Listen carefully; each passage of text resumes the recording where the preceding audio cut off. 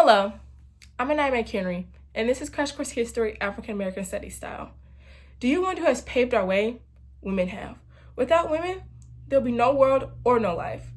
But yet and still, we're held to a lower regard than men. We're seen as weak, small, and unintelligent. But someone thought to fix that, to give women a voice, a movement that could help us. This movement was a stepping stone that led us to where we are now with the 19th Amendment.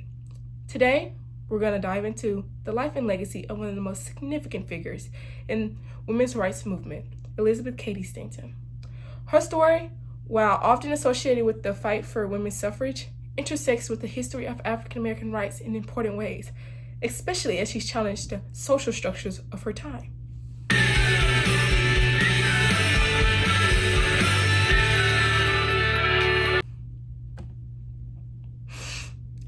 Elizabeth Cady Stanton was born in 1815 in Johnstown, New York.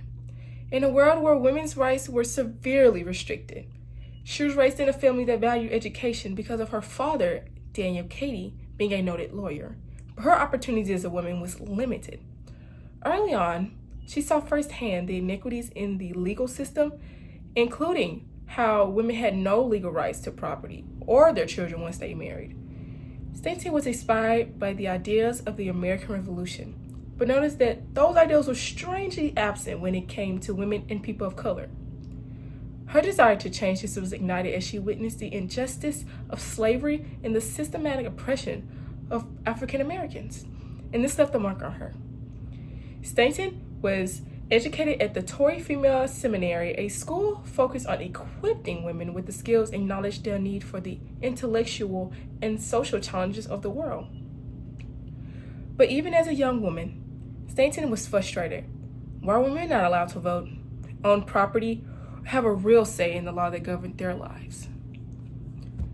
In 1840, Stanton attended the World Anti-Slavery Convention in London, where women delegates were barred for participating in discussions simply because of their gender. It was a turning point.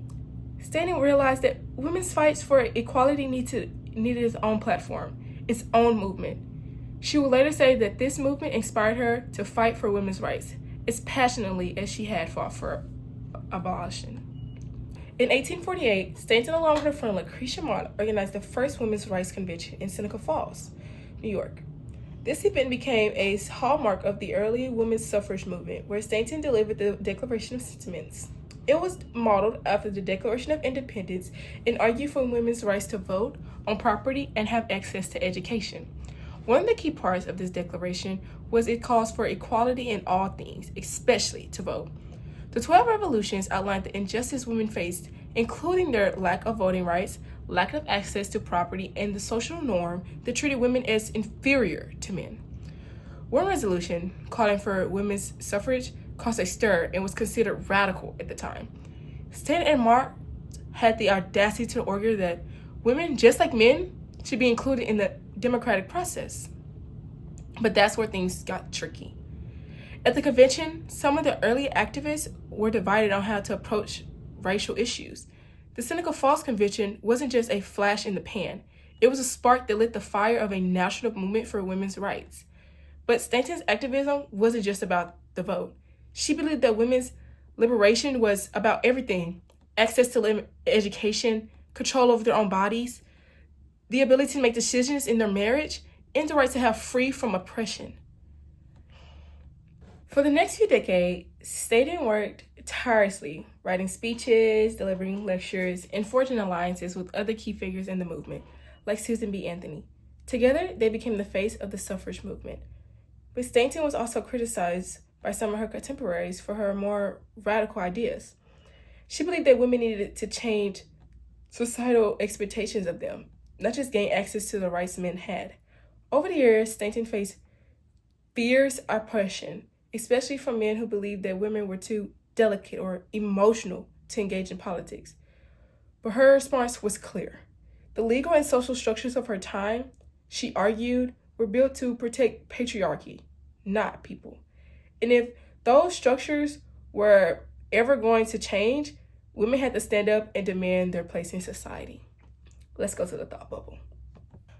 While Susan B. Anthony is often the most recognizable figure of the suffrage movement, it was Stanton who laid the intellectual foundation. She wasn't just advocating for the vote, she was advocating for a new way of thinking about the role of women in society. She wanted women to be free to fully participate in everything, from politics to work to education to marriage and beyond. In 1878, Stanton and Anthony introduced the first federal women's suffrage amendment to Congress. While it would take another 40 years for the 19th Amendment to be ratified, their work laid the foundation and groundwork for future generations of activists. Susan B. Anthony quoted, "Elizabeth Cady Stanton is a philosopher and thinker of our movement. Her ideas and writings have laid the foundation for our fight for equality." Thank you, Thought Bubble. In her later years, Stanton continued to fight for women's rights until her death in 1902. Though she didn't live to see the 19th Amendment pass in 1920, she can still be credited as one of the central figures who shaped the trajectory of the movement. But Stanton's legacy is complicated. Her advocacy for women's rights was often intertwined with ideas about race and class. For example, she held controversial views about race in the early years of the suffrage movement, particularly in her opposition to the 15th Amendment, which granted African American men the right to vote. She believed that white women should get the vote first, a position that has sparked significant debate among historians. Nevertheless, Stanton's influence on American society is undeniable. She paved the way for generations of women who would continue the fight for equality, and her legacy continues to shape conversations about gender, race, justice in the United States. Her life reminds us that the fight for equality is ongoing. While we can look back and recognize her pivotal role in shaping the suffrage movement, we must also remember that movements for justice are often messy, complex, and imperfect. And that's okay. It's part of the progress. This has been a quick look at the life of Elizabeth Cady Stanton, one of the pioneers in the fight for women's rights. Thank you for watching.